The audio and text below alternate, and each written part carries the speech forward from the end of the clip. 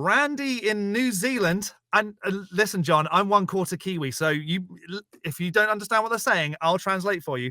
Their pronouns are they, them, and they're angry about medical and scientific advancement being stunted because of religion. Yes, now you're talking my language. Come on, Randi. Kia ora.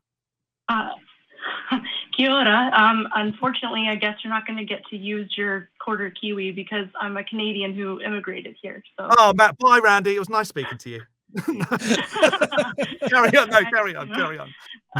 No translation needed, but I hope at least I'm understandable. But essentially, the issue I've had a lot of my life is just that I deal with a lot of chronic health issues, and specifically to do with idiopathic joint problems, a lot of stuff to do with fibromyalgia, just stuff that just happens spontaneously, or there's really no known underlying cause.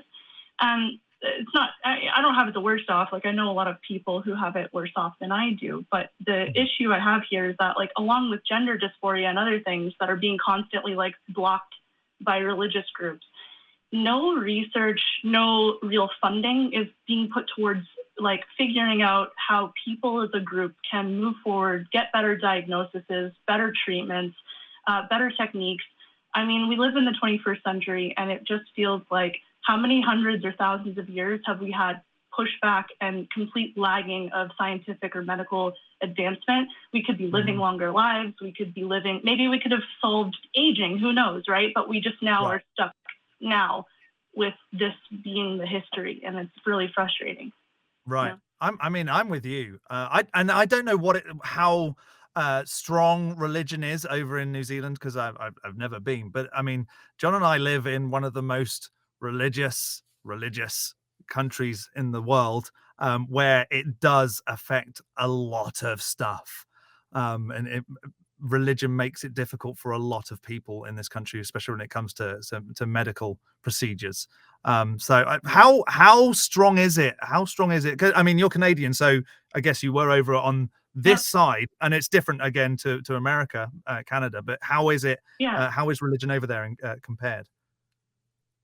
Okay, well, when I lived in Canada, even though we're more progressive than the States is, we have public health care, but we don't fund dental, we don't fund prescription, we don't fund eye care. So if you have problems with any of those, you're still having to deal with it in that way, and it's out of pocket, and that could range in lots of different cases through just maybe paying only a couple $100 to several $1,000s. Right. For New Zealand, they have a lot more covered, as far as I'm aware. I'm on a visa right now, so I'm waiting to transfer over to a different system, hopefully later. But it seems like they're more open to providing things to the public.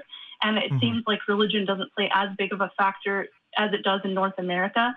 But everybody, medical and scientific advancement is shared throughout the world. When somebody discovers something, or when somebody produces a new method for something medically, that usually gets rippled through all of the doctors, scientists, whatever, across the world. And having the States have all of this, all these doctors, scientists, whatever, who are being held back, right? And they can't contribute to all of the rest of the discovery, and not just the States, but everybody is, right? To some degree. So. Right. Where are you, Jon? Where are you on this? Well, yeah, I mean, I really hate that religion has such a hold that it, basically slows down our scientific progress. I mean, for me personally, I'm diabetic, and so I feel there's probably a lot of technology that could be done or developed with the use of stem cells and stuff like that. But that kind of research is really held up. And there's other therapies and things like that are definitely held up. I remember when I was I believe it was in high school, a long time ago, when they first cloned that sheep, and that sparked a huge debate, like religious debate on whether or not it was ethical to clone sheep. And like at the time, like I was sitting there with my Christian brain trying to work out like how does the whole cloning thing work with souls? Like, does your soul copy? Is it like a copy paste thing? Like, what's going on there? And I feel now that like the religious sensibilities as far as like scientific research into cloning or into other other medical technologies or medical research things, I feel that religion restricting it has really been a detriment on society. And I wish that we could stop that. Like I wish that we could stop letting religion control our progression in our technological advancements. But I feel like I believe in a world that has a freedom of religion, that if people want to believe in these things, as long as they're not causing harm to other people, they should feel free to believe in it. But at the same time, I do feel like it's causing harm to restrict and slow down our technological advancements in that way. So I'm fine keeping the religion around for the people that want it, but I feel like stay out of technology with your religious, like I guess your religious sensibilities and stuff like that is how I feel. Yeah.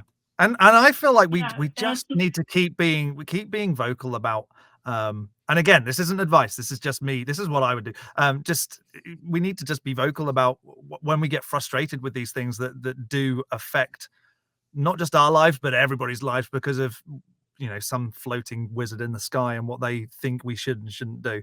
Just need to be vocal about it. And I'm a firm believer in eventually all this will just be swept under the rug and forgotten about, and we will be able to progress and have all these medical advancements without religious folks saying you shouldn't be doing that.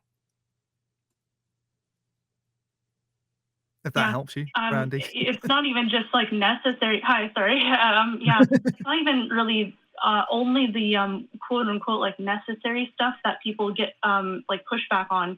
It's like stuff that they claim that you can have the freedom as an adult to do on your own, but then they really they'll push back on it.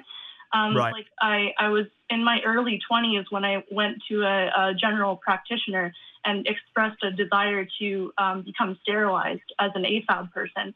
And they were like, are you sure you haven't had kids yet? Right. Society has this really religious tilt to it of like women's bodies, they perceive me as that, are only meant to do this one job. And if you haven't done that job with your body, then we're not going to help you get medical treatments of that you desire. Totally elective as an adult. Like you're not a child. Right.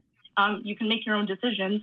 I'm now in my 30s, but it's still difficult to convince anybody that would be something I would want to do.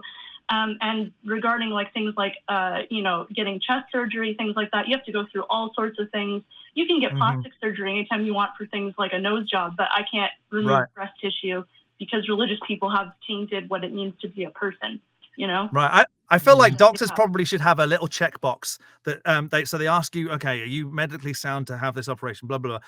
Is it any of my business whether or not you have this? Yes or no? No, it's not any of my business. Yeah, carry on. Go and get the surgery.